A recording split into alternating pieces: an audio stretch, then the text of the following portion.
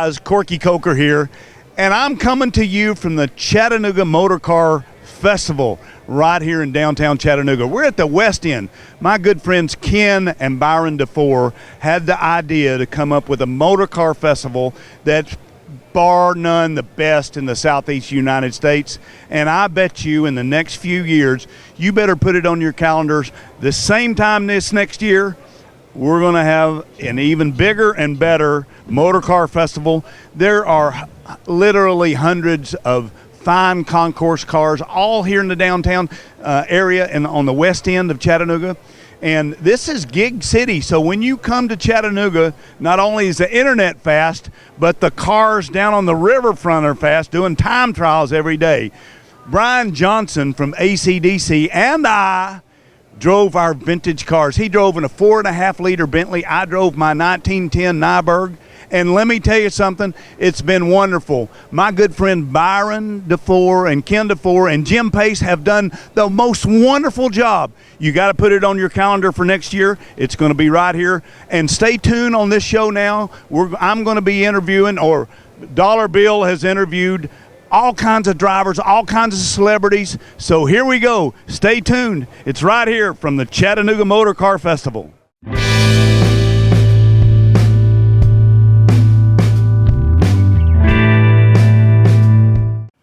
If you love classic cars, then Donald loves you. Whether I'm in Burbank or here in Chattanooga, Tennessee, I love classic cars, and this is a great place to be. I'm here at the inaugural Chattanooga Motorcar Festival, and it is an amazing event so far. First of all, it's my first trip to Chattanooga, and it's a sensational city. Great friendly people, wonderful food, and terrific weather. And the mix of cars here is absolutely wonderful. It's really what I love about cars, from pre-war cars up to contemporary cars. I spent a lot of time going through the cars and coffee lots and talking to a lot of passionate, committed owners. Spent some time this morning in the paddock at the time trials and saw some really exciting cars. Got a ride with Corky Coker in his vintage Nyberg, built right here in Chattanooga. Got a ride with my friend Wayne Carini in his Mole Speedway. These are all the things that really sort of bring an event to life.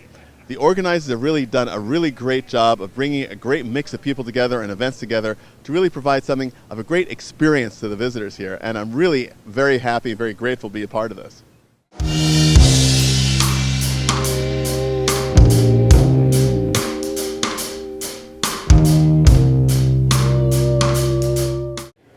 We're here at the inaugural Chattanooga Motorcar Festival, and I'm here with my great friend Wayne Carini. Now, Wayne, I know that for you, the highlight of this event so far was the ride that you gave me in the Mole Speedway. Well, let's talk about that. I have an Uber sticker on the windshield, and you called for an Uber, so I showed up. No, you and I took a ride in the Mole Speedway. It wasn't long enough, so I went around the circle at the hotel twice for you, just to give you a little feel as to how the car works.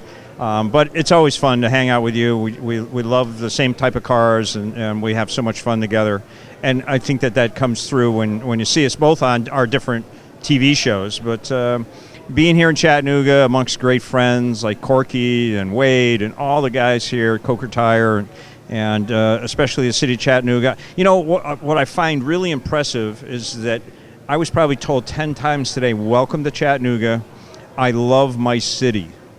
Right, and what have you discovered? What have you discovered about the city that you really love? That's what everyone asks me. Well, I mean, you know, the buildings, the atmosphere around here, the positive note that's in everyone's voice. I had one gentleman that drove us in a van over here today, and he says, "I love the city. There's so many great restaurants. There's a theater. There's everything is going on here. We have the river. I mean, it's like you're in the country." I've been here twice before visiting Corky, but never in the city to go down and actually just hang out. So I'm just loving it. It's a great place. This is my first trip to Chattanooga, and it's absolutely extraordinary, and I can't wait to explore more of the city. The event also has a great feel because you and I really connect with people who connect with their cars, about the passion of actually using their cars and experiencing their cars, and that's what we're finding here so far in this event. Well, it started off with us today by sending out a rally, time rally that went out. Then we went to the time trials, which is down by the river, a little race course down there. Saw all of our friends that had the race cars, and they're getting ready to go out this afternoon and go racing again. Then we came to Corky's museum here. I mean, we've been out and around, Cars and Coffee. We've been talking to all the people. There's a lot of different events, and it all is around the great time here in Chattanooga. Total car immersion. For us, it's not torture, it's heaven. That's right. I mean, we do a lot of events, but this one is interesting because it's all not just based in one area. You're traveling around the city, you're getting to see the city with all the different things that it has to offer, and that's what I love about being here. It's absolutely fantastic. I'm really looking forward to the rest of this. The Concours tomorrow, more time trials. It's going to be a great time. Yeah. Thanks, Wayne. Thank you. Okay, I'm Brian Redmond, Grand Marshal of the Chattanooga Motorcar Festival. They're making a fantastic effort. The DeFore brothers, particularly Byron, that thought and the planning that goes into this and the number of people involved is amazing. And so we're really enjoying the event. I was a professional racing driver. I'm now in my 60th year of racing. And I won 4 team championships and 5 individual championships for a total of 9, driving for Porsche, Ferrari, BMW, Jaguar, Aston Martin, Lola, and Chevron, and others. And so I've had a long and interesting career. I had 3 major accidents. People always want to know about that. The suspension broke in 1968 at the Belgian Grand Prix at Spa-Francorchamps. I nearly took my arm off. Then I had another big one in 71 when the car steering broke and I hit a concrete post on the Targa Florio. The Targa Florio was 44 miles to one circuit and 800 corners per lap. 800 per lap. 22 miles into the first lap, the steering broke, hit a kilometre post right in the fuel tank and it exploded. I was on fire from head to foot, soaked in fuel, and had no attention for 45 minutes because it was in the middle of nowhere. And then in 77, I'd won 3 American championships for Formula 5000, open wheel single-seater. Mario Andretti was second for 2 years, 74 and 5. And they changed the rules, made us put bodywork on the open wheel car. First day of testing for the new car at San Giovite in 77, I made a quarter-inch change to the front wing, lowered it, and on the next lap, 170 miles an hour, it took off. So it went 40 feet in the air, turned over and came down, and that broke C1, my neck, this shoulder, split my breastbone, broke my ribs, and the ambulance brought her on the way to hospital, and I was declared dead. And then I started again. I carried on and won another championship in 1981, the IMSA Camel GT Championship with the new Lola T600. Then I drove for Jaguar for 84, 5 and 6, and Aston Martin in 87, 88. And so my professional career came to an end in 89 because the phone didn't ring anymore. But I continued racing as I'm doing today in vintage and historic racing.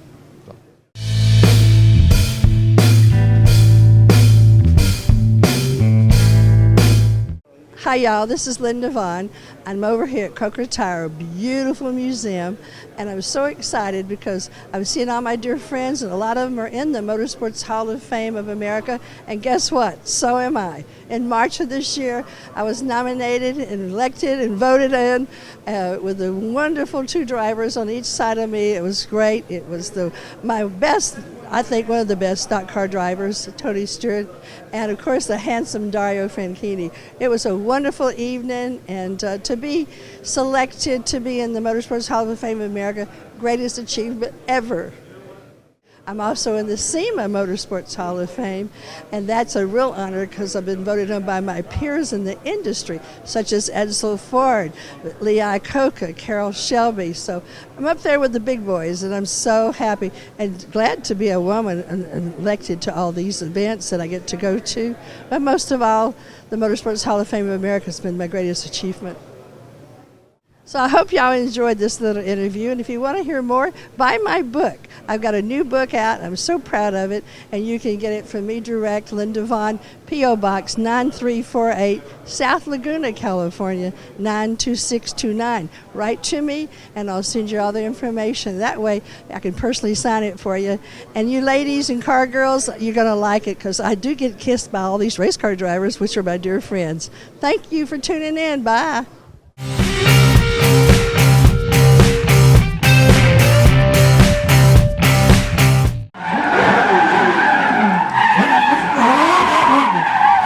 Huh?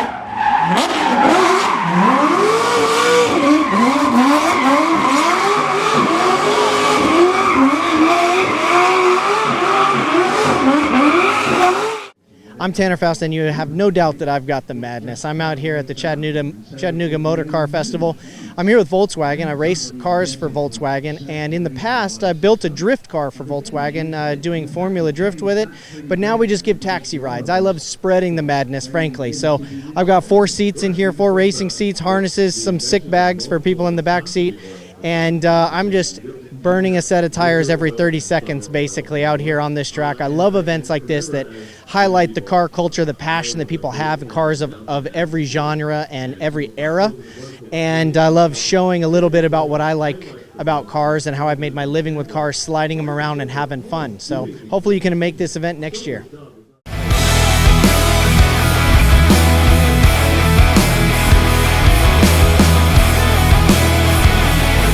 I am Barry McGuire here in Chattanooga at this motor festival. Where would I rather be than right here? The first year event is just spectacular. Hanging out with Dollar Bill, it doesn't get any better than that. It's hot rod madness, and I call it car crazy. I'm Donald Osborne here at the Chattanooga Motorcar Festival at the Concours d'Elegance. And the range of cars here today is absolutely amazing, from brass era cars to race cars, an entire fleet of Corvettes from the oldest to the newest, and some really, really interesting cars. My particular passion is design, and in a shameless self-plug, I wrote a book called Stile Transatlantico, Transatlantic Style, A Romance of Fins and Chrome, about the creative exchange between Italy and America in automotive design after World War II. And one of the greatest strains of that was the story of the design work that Chrysler did, led by Virgil Exner, with Ghia in Italy. And you saw the result of that work in the Chryslers of the mid-50s to the late 50s, the forward-look cars. And this, Brad Jones's 1958 DeSoto Firedome convertible, is a quintessential example of that design. I love this car. I love what it represents. It is so incredibly and very specifically American and confident and bold, and yet has a great number of wonderful design touches that came from this work that Ghia did with Chrysler in Italy. And Brad, what drew you to the Firedome? I originally had a DeSoto as my first car, but it was always, even after that car went away, they're special, they're different, it's more unusual than a Chrysler. You talked about the design, the line in the commercial was for the ads said the exciting look and feel of the future, and you can almost see the future in that car.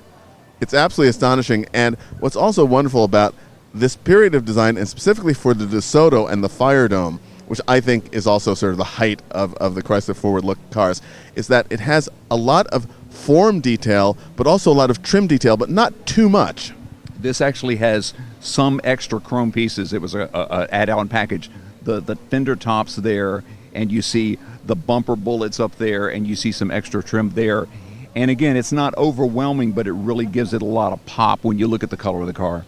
And it's also quite interesting, as the decade went on, the 56 DeSotos are much more decorated cars. They become much more elemental by the time you get to the 58. You see, I say in this car, you see red, black, white, and chrome. And that's all you see. And the chrome is this great accent piece, but there's red and white, and then the black of the tires and a little bit inside, and the chrome is just, and you see it mirrored inside it too. And what's also great about this car is the fact that this is not the original color this car was born, but it is a factory choice color for the car. And this car was originally? It was a triple white car with a black top. That's how it was built from the factory. But if you look in the brochure, the factory brochure, the 58 Firedome convertible is this car. It's this red. And we went through a bunch of different colors, and we kept coming back and said, it looks so right in that color. And obviously Chrysler thought so.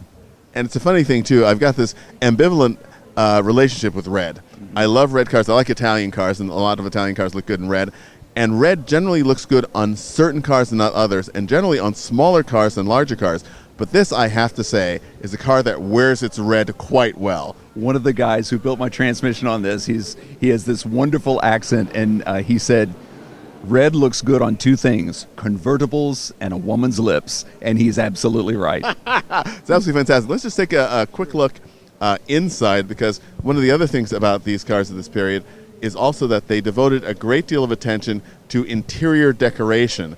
And it's, again, thinking about the fact that if you try to build a car with this level of interior detail today, you'd be talking about a $200,000 car. If you look at it, there's a line in that chrome trim or the stainless trim, and it goes around the entire car. It looks like if you filled up the car with water, it would be mirrored in the upholstery and going around the door panels there.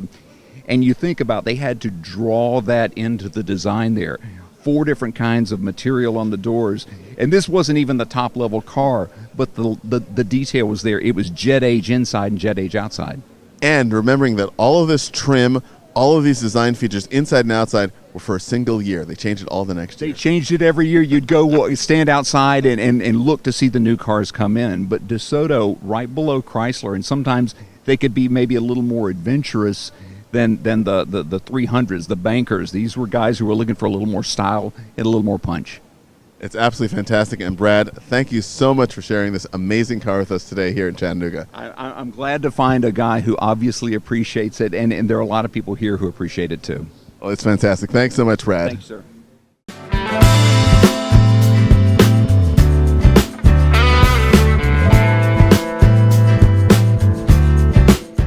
Hi, my name is David Hobbs, and I'm a special guest at the Chattanooga Motor Festival. And I tell you what, it's really, really very, very interesting.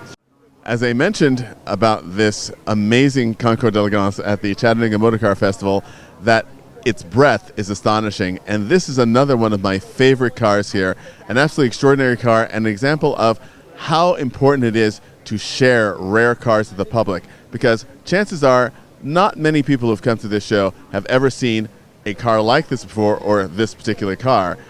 A Steyr 220. Also, ich habe ein bisschen Deutsch und aus Österreich, es ist Steyr.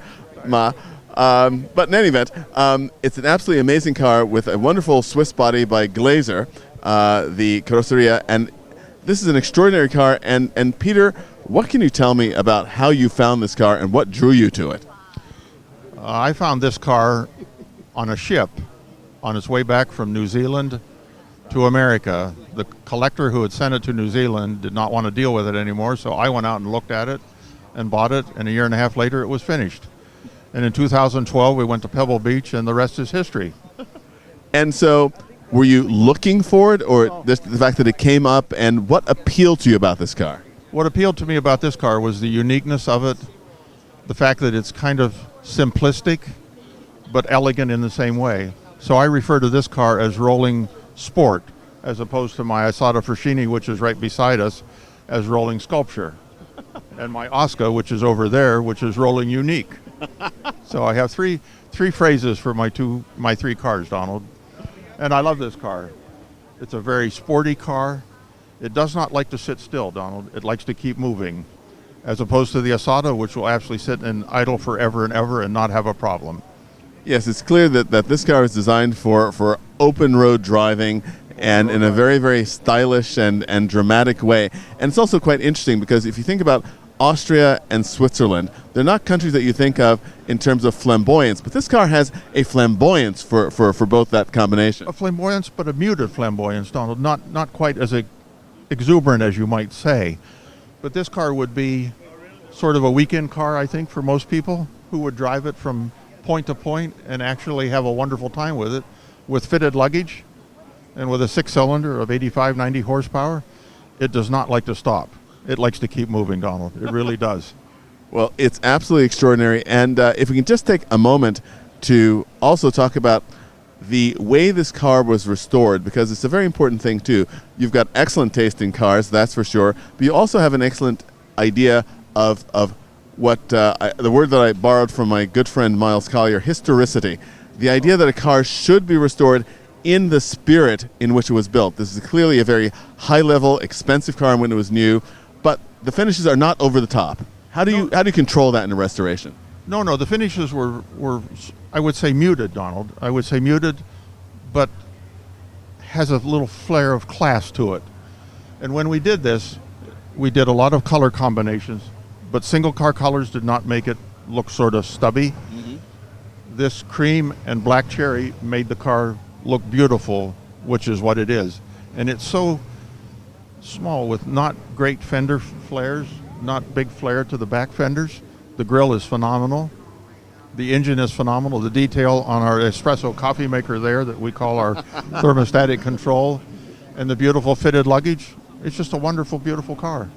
Well, it's absolutely extraordinary, and I know I'm grateful to see this car again because it's one of my favorite cars on the planet.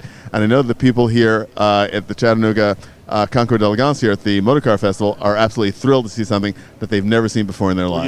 You know why we brought this, Donald, is because we're just trying to save a little bit of automotive history, and that's what this car is, and this car, and the Oscar too. So I have to promote all three cars, Donald. And I appreciate everything of yours that I ever see. Thank you so much. It's great to see you, Peter. Good to see you, Donald. Thanks for sharing it. Thank you. Hi, I'm Bert Levy. I'm the world's fastest novelist, writer of the Last Open Road series. We're doing a book signing here, and it's really a thrill to be here at the first ever Chattanooga Motorcar Fest. I know a lot of the people that are driving the race cars, have brought the race cars. I've driven a lot of the race cars. And to be here in this museum, seeing all these old cars is just great. My books are, I guess you'd call them faction. They're historical fiction about the early days of American road racing, and they're funny. Look up The Last Open Road online. It's in its 10th printing. It's being used in a couple of high school and college English classes. It's got 5 sequels now, and they're fun to read. I'm done.